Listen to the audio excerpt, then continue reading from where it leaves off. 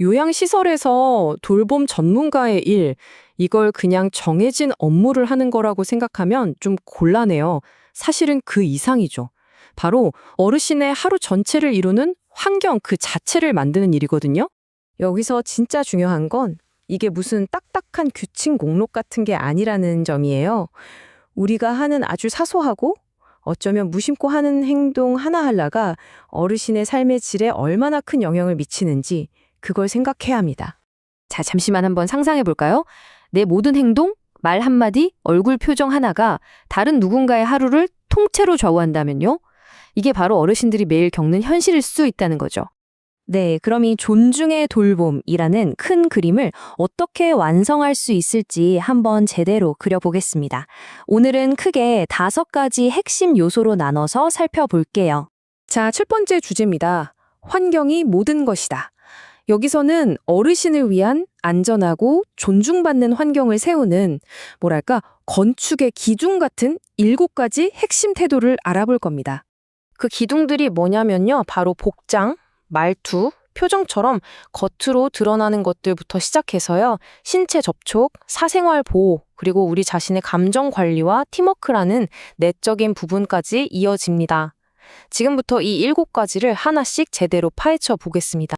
이제 두 번째 파트로 넘어가서요. 어르신이 우리를 볼 때 가장 먼저 느끼게 되는 것들, 바로 그 외적인 신호들에 집중해 보겠습니다. 첫 번째 기둥은 바로 복장입니다. 이걸 그냥 옷차림이라고 생각하면 안 돼요. 돌봄 전문가의 복장은 패션이 아니라 돌봄을 위한 도구이자 안전의 상징이거든요. 구체적으로 한번 볼까요? 여기 있는 지침들 하나하나 뜯어보면 전부 다 이유가 있어요. 깨끗한 근무복이란 단정한 머리는 당연히 위생 때문이고요. 미끄럼 방지 신발은 낙상 사고를 막기 위한 거죠. 심지어 화려한 액세서리나 긴 손톱을 피하라는 것도 혹시나 어르신께 상처를 입힐 수 있는 위험을 아예 차단하려는 거고요. 그러니까 모든 규칙이 결국 안전이라는 한 단어로 통하는 셈입니다. 바로 이 한 문장이 모든 걸 설명해 주죠. 이 모든 규칙의 근본적인 이유는 딱 하나, 바로 돌봄을 받는 어르신의 안전과 편안함에 맞춰져 있다는 겁니다. 자, 두 번째 기둥은 말투입니다. 우리가 어르신께 어떤 말투를 쓰느냐가 그분의 인권을 얼마나 존중하는지를 보여주는 가장 직접적인 척도가 될 수 있어요. 이 양쪽의 차이가 확 느껴지시죠? 왜 또 그러세요? 이건 정말 사람을 위축시키잖아요. 하지만 어르신, 천천히 같이 해볼게요. 이 말에는 기다려주겠다는 존중이 담겨 있죠. 결국 무슨 말을 하느냐보다 어떻게 말하는지가 훨씬 더 중요한 겁니다. 근데 이걸로 딱 정리가 되네요.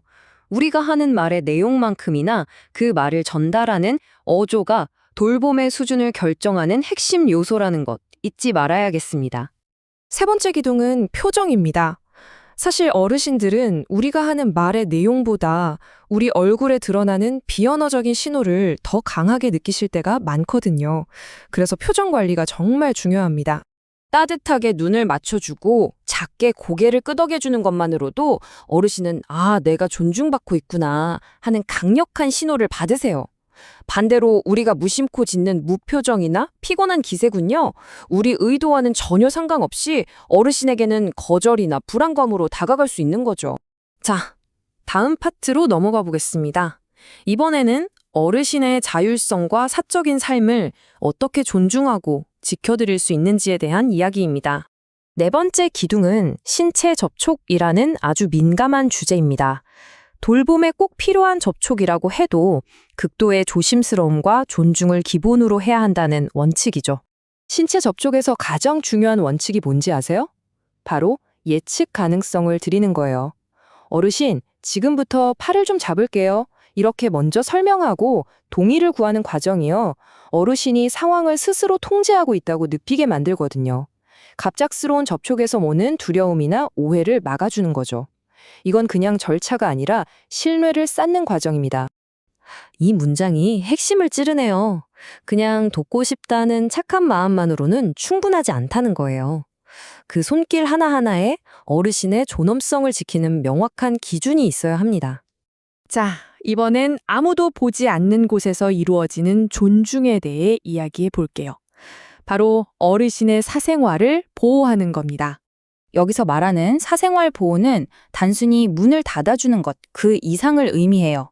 옷을 갈아입으시거나 화장실을 이용하실 때의 물리적인 프라이버시는 물론이고요. 어르신의 병력이나 가족사 같은 개인정보, 즉 보이지 않는 영역까지 철저하게 지켜드리는 걸 포함합니다. 이 문장이 정말 핵심을 꿰뚫네요. 진짜 존중은 남들한테 보여주기 위한 쇼가 아니죠. 아무도 안 볼 때도 한 사람의 존엄성을 당연하게 지켜주는 것, 그게 진짜라는 겁니다. 자, 이제 겉으로 드러나는 태도를 넘어서 돌봄의 내적인 토대를 한번 살펴보겠습니다. 이건 눈에 보이는 행동이라기보다는 이 일을 계속해 나갈 수 있게 만드는 전문가의 마음가짐에 대한 이야기예요. 6번째 기둥은 감정 관리입니다. 솔직히 돌봄이라는 일은 강한 감정 노동이 따를 수밖에 없잖아요. 여기서 핵심은 그 스트레스를 없는 척 참는 게 아니에요. 전문가로서 책임감을 갖고 그걸 올바르게 관리하는 방법을 아는 게 중요합니다. 스트레스가 쌓였을 때 그 에너지가 어디로 향해야 할까요? 이 그림이 명확하게 보여주죠. 그 방향이 절대로 어르신이 되어서는 안 된다는 겁니다. 동료나 관리자와 소통하는 것처럼 전문적인 경로를 통해서 풀어내야지 그 감정의 파편이 어르신에게 튀어서는 절대 안 됩니다. 정말 직설적이지만 강력한 문장이죠. 돌봄 전문가의 개인적인 감정과 직업적인 의무 사이에는 절대 넘어서는 안 될 명확한 경계가 있다는 걸 다시 한번 새겨야 합니다. 그리고 드디어 마지막 7번째 기둥, 팀워크입니다. 아무리 뛰어난 전문가라도 혼자서는 완벽한 돌봄을 할 수 없어요. 수준 높은 돌봄은 마치 퍼즐 조각처럼 각자의 역할을 존중하고 협력하는 공동의 노력으로 완성되거든요. 결국 안정적인 돌봄 환경은 동료에 대한 신뢰에서 시작되는 거예요. 서로의 일을 존중하고 문제가 생기면 투명하게 공유하고 함께 해결책을 찾는 체계적인 소통.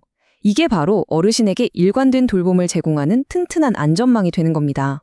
바로 이거죠. 개인의 역량, 물론 중요합니다. 하지만 서로를 지지하고 보완해주는 단단한 팀 안에서 그 역량은 비로소 몇 배의 힘을 발휘하게 되는 거죠. 자, 이제 지금까지 살펴본 모든 조각들을 한번 맞춰볼 시간입니다.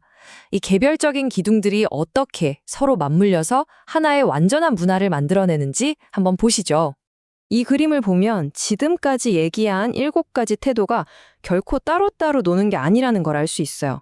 다 연결되어 있죠? 한번 생각해 보세요. 동료와의 신뢰, 즉 팀워크가 깨지면 내 감정 관리가 힘들어지겠죠? 그럼 그게 말투나 표정으로 어르신께 그대로 전달될 거고요. 이 모든 요소가 톱니바퀴처럼 착착 맞물려 돌아갈 때 비로소 하나의 완전한 돌봄 환경이 만들어지는 겁니다. 네, 이 마지막 문장으로 오늘 이야기가 완벽하게 정리되네요. 우리가 맨 처음 시작했던 바로 그 문장으로 다시 돌아왔습니다. 우리의 모든 것은 결국 어르신의 하루를 만드는 환경을 조성하는 일이라는 것.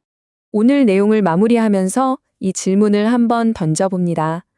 오늘 우리가 함께 나눈 이 공감과 존중의 원칙들을 우리 각자의 삶 속에서 어떻게 한번 적용해 볼 수 있을지 생각해 보는 그런 계기가 되었으면 좋겠습니다.